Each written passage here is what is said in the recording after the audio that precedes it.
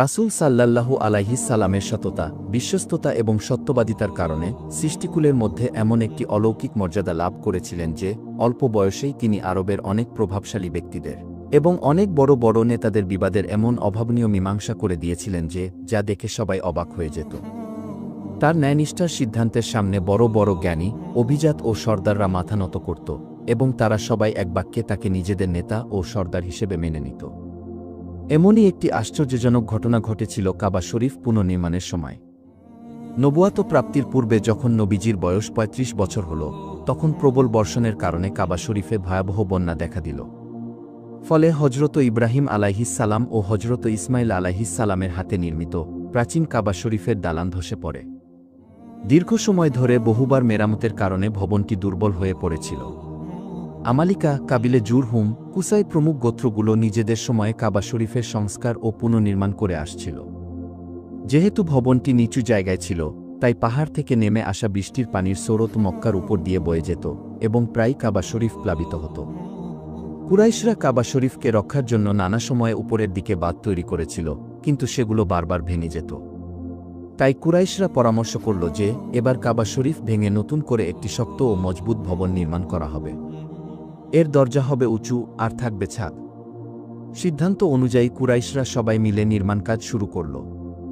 রাসূল সাল্লাল্লাহু আলাইহিস সালাম এই কাজে অংশগ্রহণ করলেন। তিনি সর্দারদের মতোই নিজের মোবারক কাঁধে পাথর বহন করে আনতেন। আলাদা আলাদা পরিবার মিলে কাবার বিভিন্ন অংশ নির্মাণের দায়িত্ব গ্রহণ করল। যখন নির্মাণ কাজ হাজরে আসওয়াদ পর্যন্ত পৌঁছাল, তখন প্রতিটি পরিবারে শুরু হল তীব্র বিতর্ক। প্রত্যেকেই চাইছিল যে তারা যেন হাজরে আসওয়াদ স্থাপন করার সৌভাগ্য অর্জন করে, কেননা এটি তাদের পরিবারের জন্য গৌরবের বিষয় হয়ে দাঁড়াবে। ঝগড়া ক্রমেই মারাত্মক আকার ধারণ করল। ৪ দিন ধরে এই বিবাদ চলল। পরিস্থিতি এমন হয়ে দাঁড়াল যে অনেকে তরবারি বের করে ফেলল। বিশেষ করে বানু আবু দার এবং বানু আদি গোত্র জীবন বাজি ধরার মতো পরিস্থিতি তৈরি করল। আরবের জাহেলি প্রথা অনুযায়ী প্রতিজ্ঞা দৃঢ় করার জন্য এক পেয়ালা রক্তে হাতের আঙুল ডুবিয়ে রক্তমাখা আঙুল তারা চেটে নিল। পঞ্চম দিন কাবা শরীফে আরবের সমস্ত গোত্র একত্রিত হল। আর এই বিবাদ মেটানোর জন্য একজন বৃদ্ধ ব্যক্তি এই পরামর্শ দিলেন যে কাল সকালে যে ব্যক্তি সবার আগে কাবা শরীফে প্রবেশ করবে তাকেই পঞ্চ বা সালিশ মেনে নেওয়া হবে, আর তিনি যে ফয়সালা দেবেন সবাই তা মেনে নেবে। সুতরাং সবাই এই কথা মেনে নিল।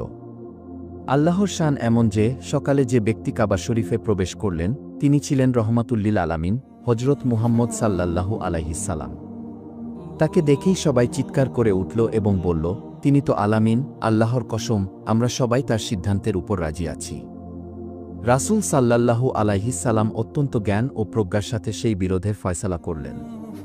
প্রথমে নবীজি এই নির্দেশ দিলেন যে যে গোত্রের লোক হাজরে আসওয়াদকে তার জায়গায় রাখতে চায় তাদের একজন করে সর্দার বেছে নেওয়া হোক। অতঃপর প্রতিটি গোত্রের লোকেরা নিজেদের সর্দার বেছে নিল।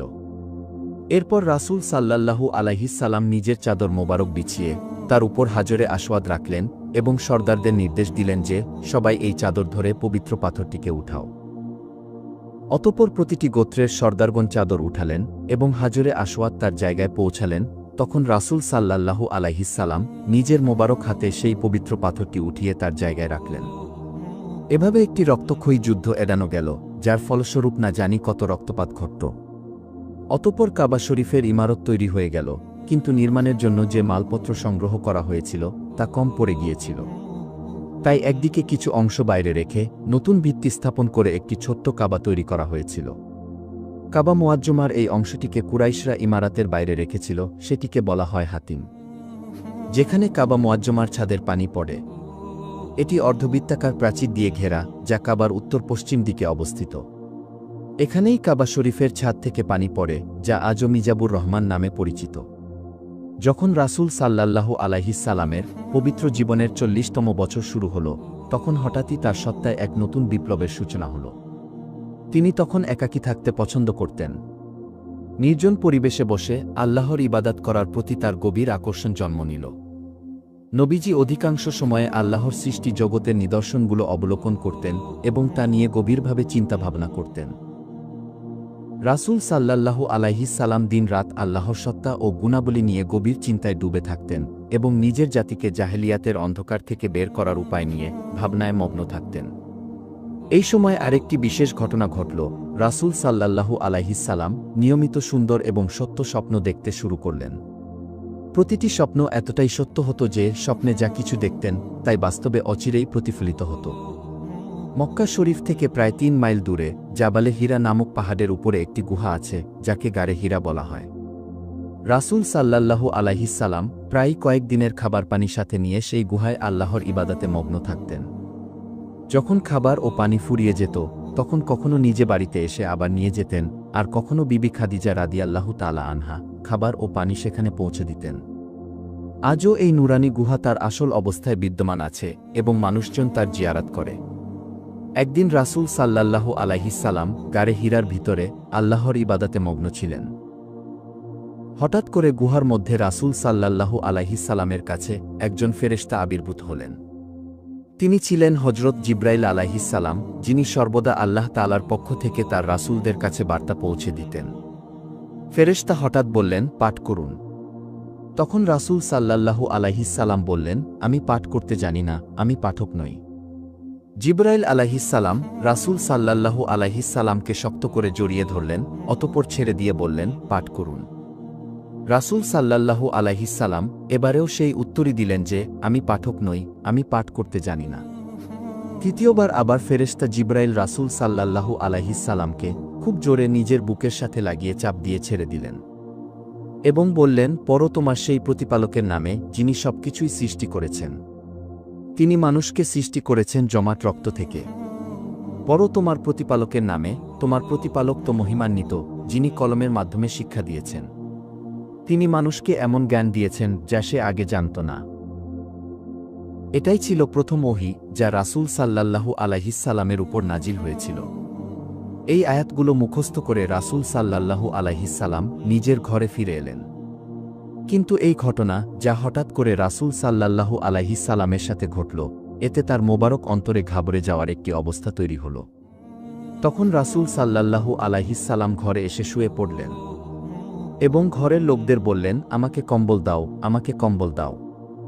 যখন রাসূল সাল্লাল্লাহু আলাইহিস সালামের আতঙ্ক দূর হল আর কিছুটা শান্তি পেলেন, তখন রাসূল সাল্লাল্লাহু আলাইহিস সালাম বিবি খাদিজা রাদিয়াল্লাহু তাআলা আনহাকে গুহার ঘটে যাওয়া সমস্ত ঘটনা খুলে বললেন।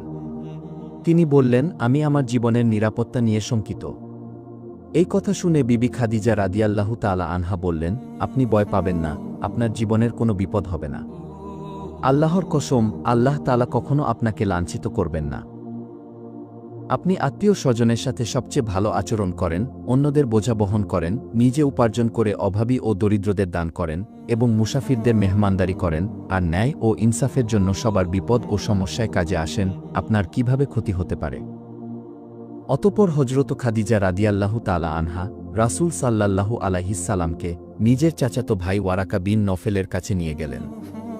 ওয়ারাকা এমন লোকদের মধ্যে একজন ছিলেন যারা এক আল্লাহকে বিশ্বাস করতেন, আর মক্কাবাসীদের জাহেলিয়াতের অন্ধকার ও মূর্তি পূজা থেকে দূরে সরে গিয়ে তিনি খ্রিস্টান হয়েছিলেন, আর ইব্রানি ভাষা থেকে ইনজিল কিতাব আরবিতে অনুবাদ করতেন। তিনি খুব বৃদ্ধ এবং অন্ধ হয়ে গিয়েছিলেন। বিবি খাদিজা রাদিয়াল্লাহু তাআলা আনহা তাকে বললেন, ভাইজান, আপনি আপনার ভাগ্নের কথা শুনুন। ওয়ারাকা বিন নফেল বললেন, বলুন আপনি কি দেখেছেন? রাসূল সাল্লাল্লাহু আলাইহিস সালাম তাকে গারে হীরার পুরো ঘটনা বর্ণনা করলেন। এ কথা শুনে ওয়ারাকা বললেন, আল্লাহর কসম, যিনি আপনার কাছে এসেছেন তিনি সেই ফেরেশতা জিবরাইল আলাইহিস সালাম। তিনি মূসা ও ঈসা আলাইহিস সালামের নিকটেও নাজিল হয়েছিলেন। লক্ষণগুলো সবই শেষ নবীর লক্ষণ। তবে সাবধান, শীঘ্রই আপনার কওম আপনাকে শহর থেকে বের করে দিতে চাইবে। ইতিহাসে সত্য উচ্চারণকারীদের সবারই এভাবে পরীক্ষা নেওয়া হয়েছে। আমি যদি তখন জীবিত থাকি অবশ্যই আপনার পাশে দাঁড়াব। এই কথা শুনে রাসূল সাল্লাল্লাহু আলাইহিস সালাম আশ্চর্য হয়ে বললেন, মক্কাবাসীরা আমাকে কি মক্কা থেকে বের করে দেবে? তখন ওয়ারাকা বললেন, হ্যাঁ। আল্লাহর মনোনীত নবীগণ যারাই আপনার মতো নবুয়াত নিয়ে এসেছে, তার কওমের লোকেরা তার সাথে শত্রুতা করেছে। হযরত খাদিজা রাদিয়াল্লাহু তাআলা আনহা তিনি সঙ্গে সঙ্গেই কালিমা পাঠ করে নবীজির সত্যকে গ্রহণ করলেন। আর ঈমান আনার সৌভাগ্যে বিবি খাদিজাই প্রথম ছিলেন। আর ওয়ারাকা বিন নফেল ছিলেন প্রথম পুরুষ যিনি রাসূল সাল্লাল্লাহু আলাইহিস সালামের নবুয়াতকে সমর্থন করলেন। এরপর কিছুদিন ওহী নাজিলের ধারা বন্ধ হয়ে গেল। এরপর থেকে রাসূল সাল্লাল্লাহু আলাইহিস সালাম ওহীর অপেক্ষায় অস্থির থাকতে লাগলেন। অতঃপর একদিন রাসূল সাল্লাল্লাহু আলাইহিস সালাম ঘর থেকে বের হয়ে কোথাও যাচ্ছিলেন। তখন তিনি শুনলেন যে ইয়া মুহাম্মদ বলে কেউ তাকে ডাক দিল। তখন রাসূল সাল্লাল্লাহু আলাইহিস সালাম আকাশের দিকে মাথা উঠিয়ে দেখলেন সেই ফেরেশতা হযরত জিবরাইল আলাইহিস সালাম, যিনি গুহায় এসেছিলেন। তিনি আকাশ ও পৃথিবীর মাঝে একটি কুরসিতে বসে আছেন। এই দৃশ্য দেখে রাসূল সাল্লাল্লাহু আলাইহিস সালামের মোবারক অন্তরে ভয় তৈরি হল। তখন নবীজি তৎক্ষণাৎ ঘরে এসে শুয়ে পড়লেন। আর ঘরের লোকদের বললেন, আমাকে কম্বল দাও, আমাকে কম্বল দিয়ে ডেকে দাও। এ অবস্থার কিছু সময় পর হঠাৎ করেই রাসূল সাল্লাল্লাহু আলাইহিস সালামের উপর সূরা আল মুদ্দাসসিরের প্রাথমিক আয়াতগুলো নাজিল হল। হে চাদরে মোড়ানো ব্যক্তি, তুমি ওঠো এবং মানুষকে সতর্ক করো। তোমার প্রভুর মহিমা ঘোষণা করো এবং তোমার পোশাক পবিত্র রাখো, আর অপবিত্রতা ও মন্দ কাজ থেকে দূরে থেকো। এই আয়াতগুলো ছিল নবুয়াতের আনুষ্ঠানিক দাওয়াতের সূচনা। অর্থাৎ মহান আল্লাহ তাআলা রাসূল সাল্লাল্লাহু আলাইহিস সালামকে কেবল নিজের জন্য ইবাদতে সীমাবদ্ধ না থেকে মানবজাতিকে সতর্ক করার জন্য এবং আল্লাহর শাস্তির ভয় প্রদর্শনের ও তার মহিমা ঘোষণা করার নির্দেশ দিয়েছেন। অতঃপর রাসূল সাল্লাল্লাহু আলাইহিস সালাম আল্লাহর নির্দেশে ইসলামের দাওয়াত দেওয়ার জন্য তৈরি হয়ে গেলেন। ইসলামের দাওয়াত তিনটি পর্যায়ে চলেছিল। প্রথম পর্যায়ে ৩ বছর পর্যন্ত রাসূল সাল্লাল্লাহু আলাইহিস সালাম গোপনে ইসলামের তাবলীগ করতে থাকলেন। রাসূল সাল্লাল্লাহু আলাইহিস সালামের দাওয়াতের শুরুতে সর্বপ্রথম ঈমান আনার সৌভাগ্য অর্জন করেন মহিলাদের মধ্যে হযরত খাদিজা রাদিয়াল্লাহু তাআলা আনহা, স্বাধীন পুরুষদের মধ্যে হযরত আবু বকর সিদ্দিক রাদিয়াল্লাহু তাআলা আনহু, কিশোরদের মধ্যে হযরত আলী রাদিয়াল্লাহু তাআলা আনহু, গোলামদের মধ্যে হযরত যায়েদ বিন হারিসা রাদিয়াল্লাহু তাআলা আনহু। এরপর হযরত আবু বকর রাদিয়াল্লাহু তাআলা আনহুর দাওয়াত এবং তাবলীগের মাধ্যমে ইসলাম গ্রহণ করেন হযরত ওসমান গনি, হযরত জুবায়ের বিন আওয়াম, হযরত আব্দুর রহমান বিন আউফ, হযরত সাদ বিন আবি ওয়াক্কাস, হযরত তালহা বিন উবাইদুল্লাহ রাদিয়াল্লাহু তাআলা আনহু। এর কিছুদিন পর আরও অনেক সম্মানিত সাহাবীগণ ঈমান আনেন। হযরত আবু যর গিফারি, হযরত সুহাইব রুমি, হযরত উবায়দা বিন হারিস, হযরত সাইদ বিন জায়েদ রাদিয়াল্লাহু তাআলা আনহু এবং তার স্ত্রী হযরত ফাতিমা বিনতে খাত্তাব রাদিয়াল্লাহু তাআলা আনহা, অর্থাৎ হযরত উমর রাদিয়াল্লাহু তাআলা আনহুর বোন, হযরত উম্মুল ফজল রাদিয়াল্লাহু তাআলা আনহু, হযরত আব্বাস রাদিয়াল্লাহু তাআলা আনহুর স্ত্রী, এছাড়াও হযরত আছমা বিনতে আবু বকর রাদিয়াল্লাহু তাআলা আনহা। এদের সাথে সাথে আরও অনেক নারী পুরুষ ইসলাম গ্রহণ করেন। এভাবে প্রায় ৩ বছর গোপনে দাওয়াতের মাধ্যমে বিশ্বস্ত ও দৃঢ়চিত্ত মুসলমানদের একটি দল তৈরি হয়ে গেল। এরপর আল্লাহ তাআলা তার হাবিব রাসূল সাল্লাল্লাহু আলাইহিস সালামের উপর সূরা শুআরার আয়াতগুলো নাজিল করলেন। আর আল্লাহ তাআলার নির্দেশ হল, হে মাহবুব, আপনি আপনার ঘনিষ্ঠ আত্মীয় স্বজনদেরকে মহান প্রভুর ভয় দেখান। তখন রাসূল সাল্লাল্লাহু আলাইহিস সালাম একদিন সাফা পাহাড়ের চূড়ায় উঠেন। তিনি তখন হে খানদানে কুরাইশ বলে কুরাইশ গোত্রকে ডাকলেন। যখন কুরাইশরা সবাই জমা হয়ে গেল, তখন রাসূল সাল্লাল্লাহু আলাইহিস সালাম বললেন, হে আমার কওম, যদি আমি তোমাদেরকে এই কথা বলি যে এই পাহাড়ের পিছনে একটি সৈন্যবাহিনী লুকিয়ে আছে যারা তোমাদের উপর আক্রমণ করতে চলেছে, তাহলে কি তোমরা আমার কথা বিশ্বাস করবে? তখন তারা সবাই একজোট হয়ে বলল, হ্যাঁ, আমরা অবশ্যই আপনার কথা বিশ্বাস করব, কারণ আমরা আপনাকে সর্বদা সত্যবাদী ও বিশ্বাসী পেয়েছি। রাসূল সাল্লাল্লাহু আলাইহিস সালাম বললেন, ঠিক আছে, তাহলে আমি এই কথা বলছি যে আমি তোমাদেরকে আল্লাহর কঠিন শাস্তির ভয় দেখাচ্ছি। যদি তোমরা ঈমান না আনো, তাহলে তোমাদের উপর আল্লাহর শাস্তি নেমে আসবে। এই কথা শুনে সমস্ত কুরাইশ এবং তাদের মধ্যে নবীজির চাচা আবু লাহাবও ছিলেন। তারা সকলেই অত্যন্ত অসন্তুষ্ট হয়ে চলে গেল আর রাসূল সাল্লাল্লাহু আলাইহিস সালামের শানে আজেবাজে কথা বলতে লাগলেন। তৃতীয় পর্যায়ে এবার সেই সময় এলো নবুয়াতের ৪র্থ বছরে সূরা হিজর নাজিল হল। আর আল্লাহ তাআলা এই নির্দেশ দিলেন, হে মাহবুব, আপনাকে যে নির্দেশ দেওয়া হয়েছে তা প্রকাশ্যভাবে বর্ণনা করুন, অর্থাৎ প্রকাশ্যে ঘোষণা করুন। এরপর রাসূল সাল্লাল্লাহু আলাইহিস সালাম প্রকাশ্যে ইসলামের দাওয়াত দিতে লাগলেন। তিনি শিরক ও মূর্তি পূজার প্রকাশ্যভাবে নিন্দা করতে লাগলেন। আর সমস্ত কুরাইশ বরং পুরো আরব নবীজির বিরোধিতায় নেমে এলো এবং তারা নবীজির শত্রু হয়ে গেল। তারা রাসূল সাল্লাল্লাহু আলাইহিস সালাম এবং মুসলমানদেরকে কষ্ট দিতে শুরু করল। কুফারে মক্কা ও বানু হাশিমের প্রতিশোধ ও যুদ্ধের ভয়ে রাসূল সাল্লাল্লাহু আলাইহিস সালামকে হত্যা করতে পারছিল না। কিন্তু তারা রাসূল সাল্লাল্লাহু আলাইহিস সালামকে বিভিন্নভাবে নির্যাতন করতে লাগল। তারা নবীজিকে জাদুকর ও পাগল বলে প্রতিটি শহর এবং বাজারে প্রচার করতে লাগল। নবীজির পিছনে বদমাশ ছেলেদেরকে লেলিয়ে দিল, তারা রাস্তায় নবীজিকে গালাগালি করত আর পাগল বলে চিৎকার করতে করতে নবীজির গায়ে পাথর ছুঁড়ত। কখনো কুফারে মক্কা নবীজির রাস্তায় কাটা বিছিয়ে দিত, কখনো তারা নবীজির পবিত্র শরীরে নাপাকি ফেলত, কখনো তারা নবীজিকে ধাক্কা দিত, আবার কখনো নবীজির পবিত্র গলায় চাদরের ফাঁস লাগিয়ে গলা টিপে মারার চেষ্টা করত। নবুয়াতের 10ম বছরে অর্থাৎ ওহী নাজিল হওয়ার প্রায় 10 বছর পরে রাসূল সাল্লাল্লাহু আলাইহিস সালামের চাচা আবু তালিবের মৃত্যুর অল্প কিছুদিন পরে হযরত খাদিজা রাদিয়াল্লাহু তাআলা আনহার ইন্তেকালে রাসূল সাল্লাল্লাহু আলাইহিস সালাম গভীর শোকে ডুবে যান। এতে তিনি পারিবারিক ও আত্মিক সমর্থন হারালেন। খাদিজা ছিলেন নবীর প্রথম বিশ্বাসী, অভিভাবক ও শক্তিশালী সহযোগী। আর আবু তালিবের মৃত্যু ছিল রাজনৈতিক রূপে বড় ধাক্কা। তিনি নবীজির জন্য সামাজিক ও রাজনৈতিক সুরক্ষা প্রদানের জন্য প্রধান উৎস ছিলেন। চাচা আবু তালিবের মৃত্যুর পর নবীজি রাজনৈতিকভাবে খুবই দুর্বল হয়ে পড়লেন, কারণ আবু তালিব জীবিত থাকা অবস্থায় মক্কার কুরাইশরা প্রকাশ্যে নবীকে আক্রমণ করতে সাহস করত না। আর প্রিয়তমা খাদিজা রাদিয়াল্লাহু তাআলা আনহার মৃত্যুর পর নবীজি আত্মিক সান্ত্বনাও হারালেন।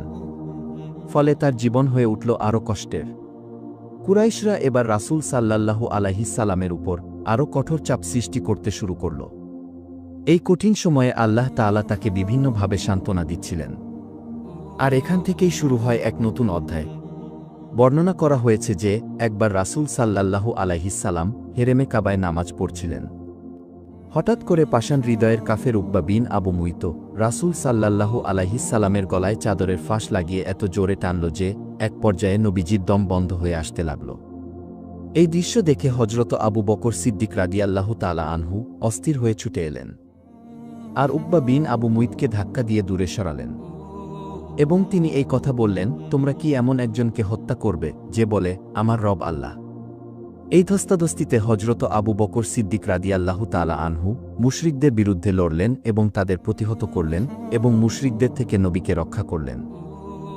কাফেররা নবীজির মোজেজা ও অলৌকিক ঘটনাগুলো প্রত্যক্ষ করে তাকে সবচেয়ে বড় জাদুকর বলে আখ্যা দিত।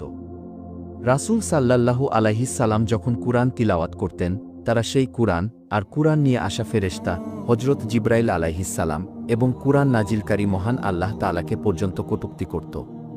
তারা অলিগলিতে পাহারা বসিয়ে দিত যেন কুরআন তেলাওয়াতের আওয়াজ কারো কানে না পৌঁছায়। কাফেররা তালি বাজিয়ে, শীষ বাজিয়ে এবং হইচই করে এমন কোলাহল করে তুলত যাতে কুরআনের তিলাওয়াতের সৌন্দর্য মানুষ শুনতে না পারে। রাসূল সাল্লাল্লাহু আলাইহিস সালাম যখন কোনো মজলিসে বা কাফেরদের মেলায় কুরআন তিলাওয়াত করতেন কিংবা মানুষকে ইসলামের দিকে দাওয়াত দিতেন, তখন তার চাচা আবু লাহাব পিছন পিছনে এসে উচ্চস্বরে চিৎকার করত এবং সে বলত, হে লোকেরা শোনো, সে আমার ভাতিজা, সে পাগল হয়ে গেছে, তোমরা এর কোনো কথা শুনো না, সে মিথ্যাবাদী। একবার রাসূল সাল্লাল্লাহু আলাইহিস সালাম জুলমাজাজের বাজারে ইসলামের দাওয়াত দিতে গেলেন। সেখানে তিনি লোকদেরকে সত্যের কালিমার দিকে আহ্বান করলেন। তখন কাফেরদের নেতা আবু জাহেল নবীজির উপর ধুলো ছুঁড়ে বলল, হে লোকেরা, তোমরা এর ধোকায় পড়ো না, সে চায় তোমরা মূর্তি পূজা ছেড়ে দাও। আরেকবার রাসূল সাল্লাল্লাহু আলাইহিস সালাম যখন কাবার হেরেমে নামাজ পড়ছিলেন, ঠিক সিজদার অবস্থায় আবু জাহেল বিদ্রূপ করে বলল, কেউ কি আছো অমুক পরিবারের জবাই করা উটের নাড়ি ভুড়ি এনে এর কাঁধের উপর রাখবে? এই কথা শুনে উতবা ইবনে আবু মুইত নামের কাফের উটের নাড়ি ভুড়ি এনে নবীজির মোবারক কাঁধের উপর রেখে দিল। নবীজি তখন সিজদারত ছিলেন, এভাবে দীর্ঘক্ষণ তার মোবারক কাঁধ ও ঘাড়ের উপর সেই উটের নাড়ি ভুড়ি পড়ে রইল। এদিকে কাফেররা হো হো করে হাসতেছিল, এমনকি হাসির চোটে তারা একে অপরের উপর লুটিয়ে পড়ছিল। অবশেষে হযরত ফাতিমা রাদিয়াল্লাহু তাআলা আনহা, যিনি তখনও অল্প বয়সী কিশোরী, ছুটে এসে তিনি কাফেরদের দিকে তিরস্কার ভরে তাকালেন এবং তাদেরকে মন্দ কথা বলতে বলতে নবীজির কাঁধ থেকে সেই উটের নাড়ি ভুড়ি সরিয়ে দিলেন। এত সব অপমানে রাসূল সাল্লাল্লাহু আলাইহিস সালামের মোবারক অন্তর কষ্টে ভারাক্রান্ত হল। নামাজ শেষ করার পর তিনি 3 বার দোয়া করলেন, আল্লাহুম্মা আলাইকা বিকুরাইশ, অর্থাৎ হে আল্লাহ, তুমি কুরাইশদেরকে নিজের কবজায় নিয়ে নাও। এরপর তিনি নাম ধরে দোয়া করলেন আবু জাহেল, উতবা বিন রাবিয়া, শায়বা বিন রাবিয়া, ওয়ালিদ বিন উতবা, উমাইয়া বিন খালফ এবং উতবা বিন আবু মুইত এদের বিরুদ্ধে। হজরত আবদুল্লাহ ইবনে মাসুদ রাদিয়াল্লাহু আনহু বলেন, আল্লাহর কসম, আমি বদরের যুদ্ধে তাদের সবাইকে মরে মাটিতে লুটিয়ে থাকতে দেখেছি। পরে তাদের লাশগুলো টেনে হিচড়ে বদরের এক গর্তে নিক্ষেপ করা হয়। আর রাসূল সাল্লাল্লাহু আলাইহিস সালাম দাঁড়িয়ে তাদের সম্পর্কে বললেন, এই গর্তে থাকা লোকদের উপর আল্লাহর লানত। আমার প্রিয় বন্ধুরা, আমাদের সবার প্রাণের প্রিয় হজরত মুহাম্মদ মুস্তাফা সাল্লাল্লাহু আলাইহিস সালামের পবিত্র জীবনের উপর ভিত্তি করে তৈরি এই সিরিজের এটি ছিল তৃতীয় পর্ব। আমরা আশা করি আপনারা ভিডিওটি মনোযোগ দিয়ে শুনেছেন এবং কিছু না কিছু শিখতে পেরেছেন। যদি কিছু শিখতে পারেন তবে কমেন্ট বক্সে লিখে জানাবেন, যেন আমরা ভবিষ্যতে আরও সুন্দরভাবে আপনাদের কাছে তুলে ধরতে পারি। ইনশাআল্লাহ দেখা হবে পরবর্তী ভিডিওতে নতুন কাহিনী নিয়ে।